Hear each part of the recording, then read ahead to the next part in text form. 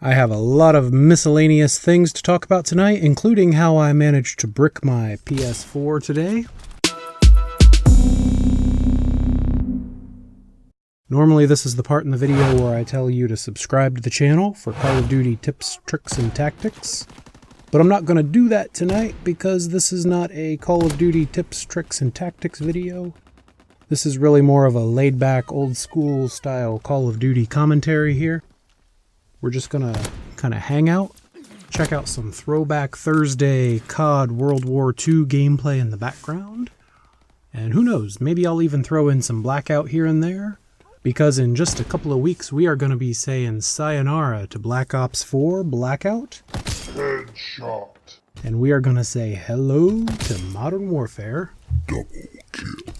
Triple kill. First things first, I would like to announce that I have a Discord server set up. So if anyone would like to come on in and say hello to me in that Discord server, link down in the description below.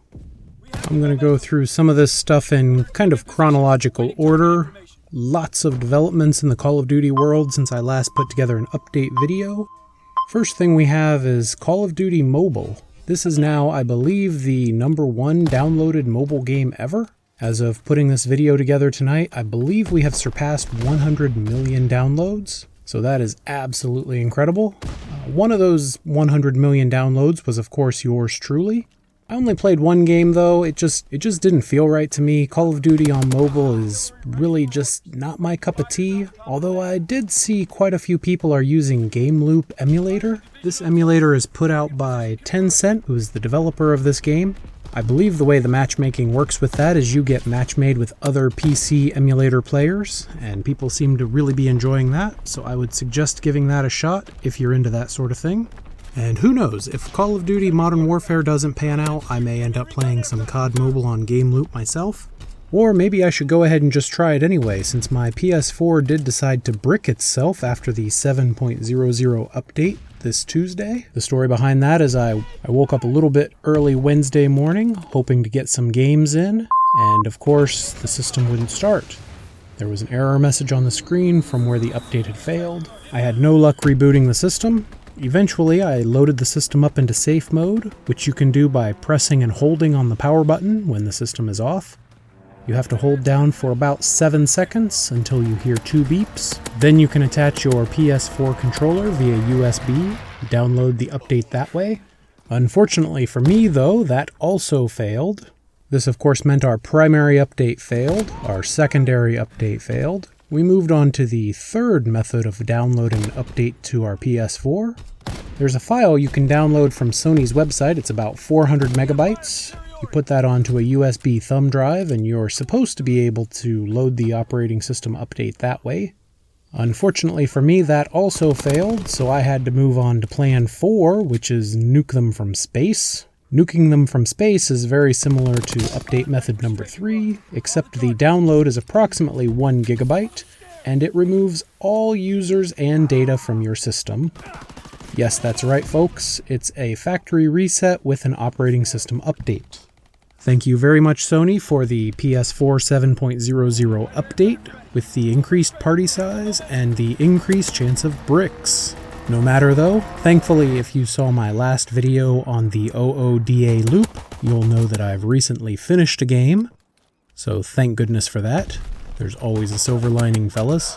Now moving on to clouds and silver linings and things like that, I'd like to talk a little bit about the PS5. I find it kind of ironic that the PS5 was announced the same day that they released a PS4 update which happened to brick my system. A little bit suspicious there, but way too obvious for it to be intentional. The PS5 still has no officially announced price point, although I expect it to be $400 or $500. They released several details about the controller. The rumble packs are being replaced with haptic feedback, and I'm not really sure who decided that we needed to change the rumbling in the controller. I, for one, would have much rather had paddles added to the back. I will be keeping an eye out for a SCUF controller for the PS5 and would like to get my hands on one as soon as possible. The PS5 is expected to be available by holiday 2020. I would expect it to be in very short supply around the holidays, so of course I would recommend pre-ordering one if you're interested in getting one as soon as possible. Today's final topic has to do with all of the news coming out in the modern warfare world. There have been several leaks and speculation as to the microtransaction system in modern warfare. On this channel, I pay very little attention to microtransactions because I simply don't like to focus on the negatives of them. Longtime subscribers will notice that I have had 7,600 Call of Duty points for a very long time. I intend to keep it that way. I choose not to spend my hard-earned money on Call of Duty points, but rather these are actually pre-order bonuses that I have collected throughout the years. I will, however, admit to spending Call of Duty points on one or possibly two occasions. I don't really remember if it was one or two, and that was just to obtain extra Create-a-Class slots back in the Black Ops 3 and possibly Infinite Warfare days. However, it's of course your money, and if you choose to spend $20 on a hammer, then I'm not going to stop you. And that's just how I feel about microtransactions. The Special Ops Survival mode was met with equal negativity in the community because it features a 1-year exclusivity deal for PlayStation. What this means is that the Survival mode in the Special Ops section of Call of Duty Modern Warfare will only be available to PlayStation 4 players until October of 2020. Xbox and PC users, understandably, are quite upset about this, and while I do not blame them, I would certainly not be canceling my pre-order over it. Survival mode, for anyone who is not aware, is a throwback to the Modern Warfare 3 mode of the same name, and this was a mode that I really only played a few times because, well, frankly, it just wasn't up my alley. Add to that Survival mode will only initially be available for 3 maps, and I think we have something that has amounted to a little bit of an overreaction in the community.